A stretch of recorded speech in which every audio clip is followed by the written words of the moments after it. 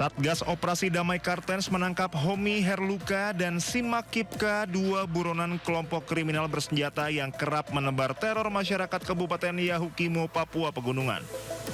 Mereka terlibat sejumlah aksi kekerasan terhadap aparat penegak hukum maupun warga sipil dan pendulang emas tradisional.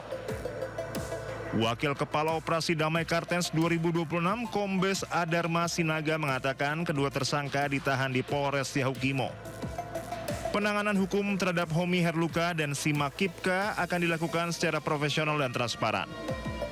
Homi Herluka memiliki rekam jejak keterlibatan dalam sejumlah tindak pidana, antara lain penembakan anggota Polri hingga meninggal dunia, kemudian pembakaran mobil Satbinmas, pembunuhan warga pendulang emas, penembakan anggota Kodim Serka Segar Mulyana, serta penganiayaan berat terhadap warga sipil dan penembakan terhadap warga bernama Suwono.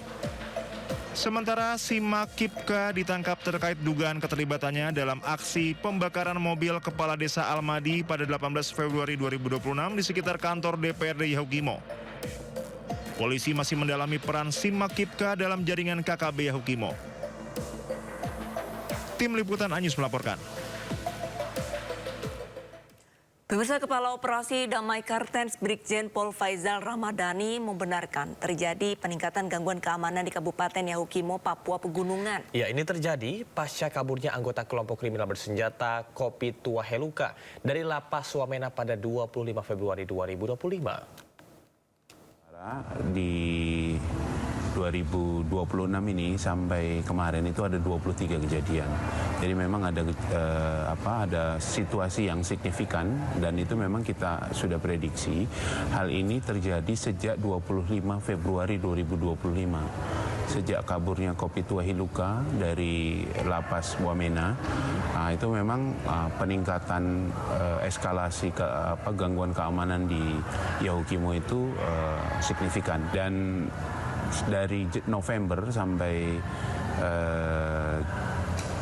kemarin itu kita sudah tangkap 12 orang tersangka, dan hari ini kita tangkap salah satu TO yang utama dari Yahukimo atas nama Homi Herluka, di mana dia ini terlibat dalam penembakan anggota kami tahun 2000.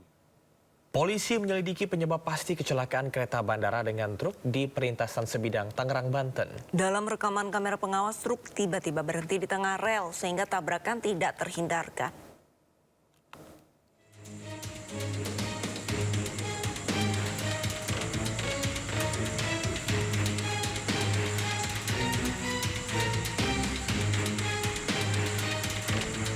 Kamera pengawas merekam detik-detik kereta bandara menabrak truk pengangkut skoci di perlintasan Sebidang selepas stasiun Polres Tangerang, Banten.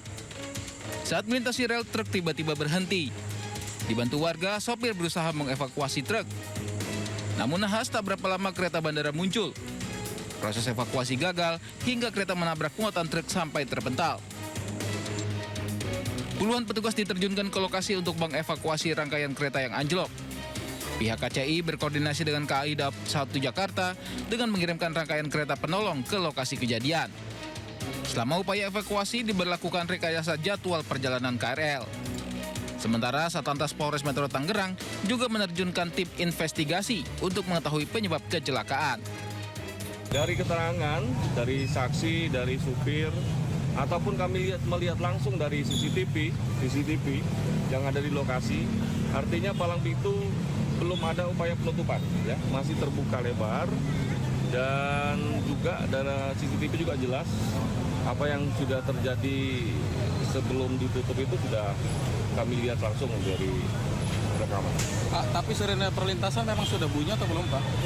Sirine tadi keterangan dari petugas, dia sempat lakukan upaya-upaya untuk memberitahu masinis dan sirine sudah dibunyikan, tapi ada upaya untuk tidak diindahkan daripada kendaraan, dan juga memang satu sisi kendaraan juga melihat palang pintu belum ditutup. Jadi memang nanti kita harus dalami. Dalam peristiwa ini, sopir truk dan seluruh penumpang kereta selamat. Sopir truk jalani pemeriksaan di unit Gakum Satlantas Polres Metro Tangerang. Dari Tangerang, Banten, Tim Liputan iNews melaporkan. Pemirsa, warga yang terisolir akibat banjir bandang susulan diseberangkan dalam karung melintasi sungai di Tapanuli Tengah, Sumatera Utara. Sementara jenazah harus ditandu akibat jembatan belum dibangun di Gayo Lues, Aceh Tengah. Inilah saudara kami dari CBB harus menyeberang melalui masuk karung. Seorang warga harus masuk ke karung untuk menyeberangi sungai di desa Sibiobio, Sibangun, Tapanuli Tengah akibat arus yang deras pasca banjir bandang. Karung ditarik melalui sling yang membentang selebar sungai.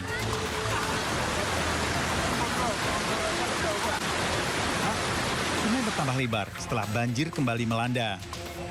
Sementara warga lain memilih menyeberang dengan susah payah di sungai yang jembatannya telah hilang pasca banjir bandang 26 November tahun lalu.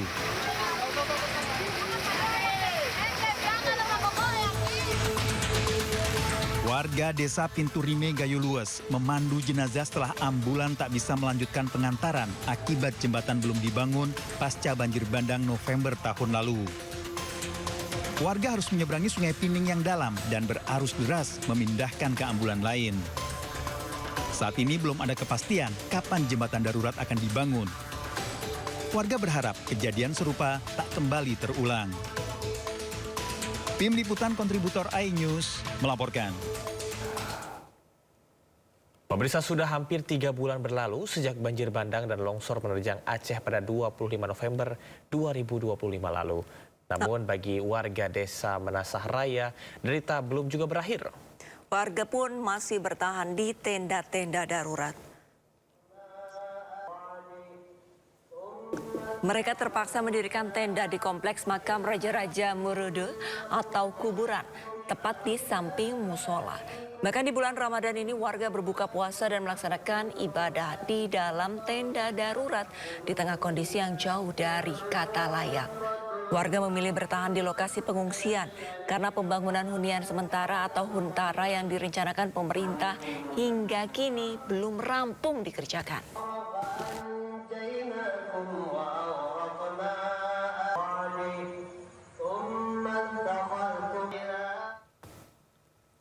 Pemirsa, pasangan suami istri di Medan, Sumatera Utara memohon bantuan Presiden Prabowo Subianto setelah anaknya dituntut hukuman mati atas kasus penyelundupan 2 ton sabu. Ya, keluarga tidak terima lantaran anaknya tidak tahu menau soal penyelundupan narkoba dan baru bekerja 4 hari sebelum ditangkap.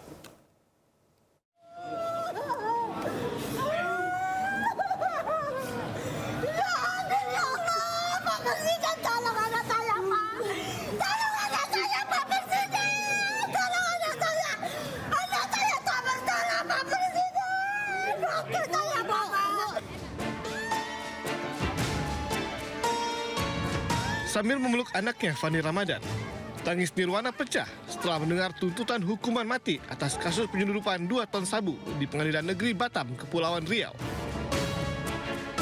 Pada Mei 2025 lalu, Fandi yang bekerja sebagai anak buah kapal ditangkap dengan barang bukti sabu yang dikemas dalam kantong berisi teh Cina.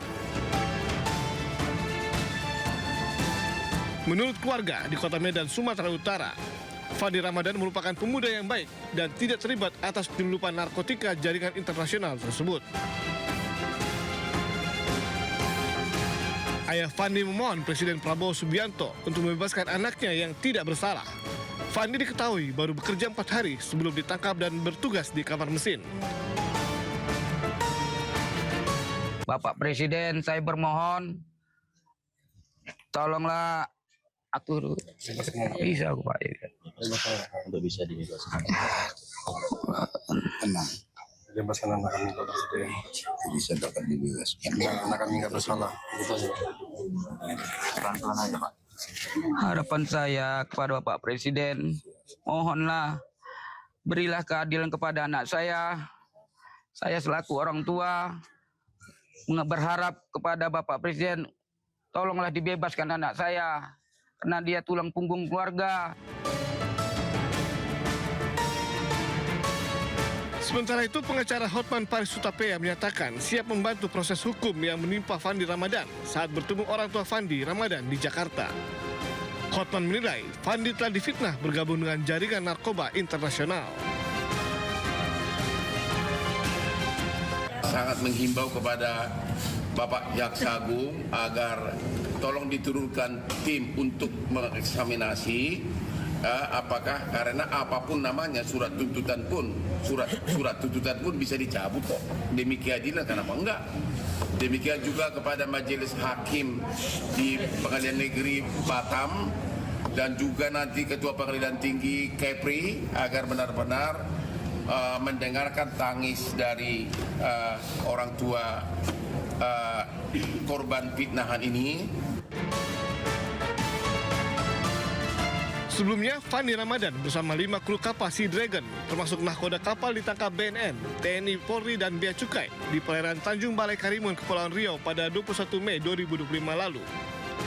Kapal yang diawaki Fandi membawa 1,9 ton sabu yang berasal dari jaringan internasional Golden Triangle.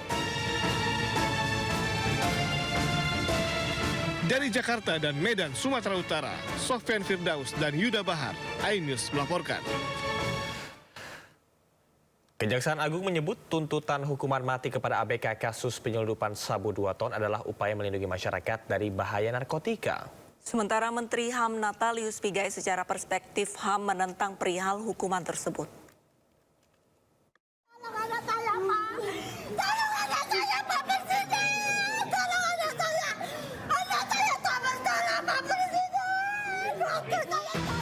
Kejaksaan Agung menjelaskan soal tuntutan hukuman mati kepada anak buah kapal Fandi Ramadan pada kasus penyelundupan sabu 2 ton.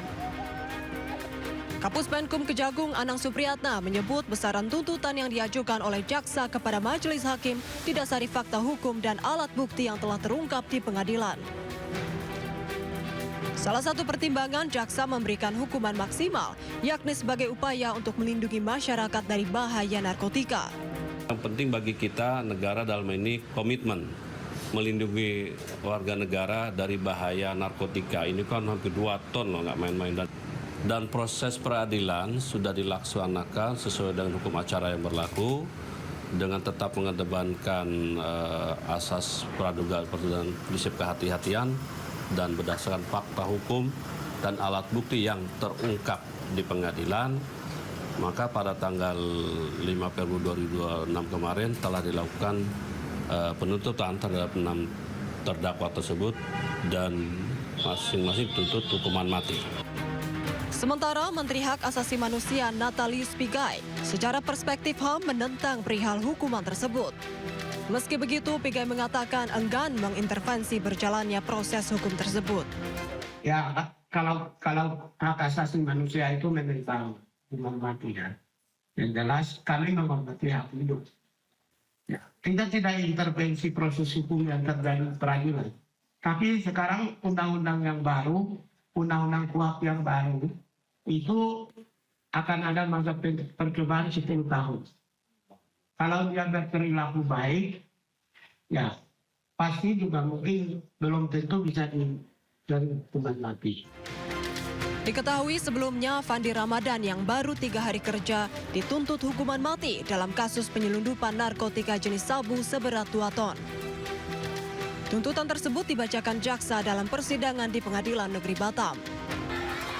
Tim Liputan iNews melaporkan.